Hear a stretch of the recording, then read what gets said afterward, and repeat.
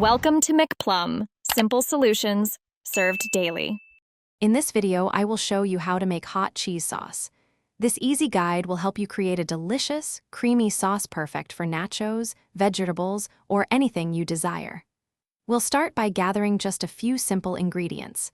You'll need some butter, flour, milk, and your favorite shredded cheese. A little cayenne pepper will give it that perfect warmth. Our first step is to create a flavorful roux, which forms the base of our sauce. Begin by melting 2 tablespoons of butter in a saucepan over medium heat. Once melted, whisk in 2 tablespoons of all-purpose flour. Continue stirring for about 1 minute until the mixture becomes a light golden color. This step is crucial for a smooth, lump-free sauce. Now, let's transform our roux into a creamy sauce. Slowly pour in 1 1/2 cups of milk, whisking continuously to prevent any lumps. Bring the mixture to a gentle simmer, stirring constantly until it begins to thicken.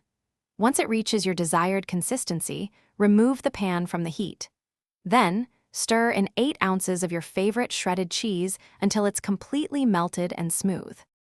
For the perfect finish, let's add some flavor. Stir in a pinch of cayenne pepper to give your sauce a lovely, subtle warmth. Taste and adjust the seasoning with salt and black pepper as needed. Your delicious, hot cheese sauce is now ready to enjoy. It's fantastic over tortilla chips, steamed broccoli, or even as a pasta sauce. Enjoy your homemade creation. Thanks for watching. Stay juicy and subscribe.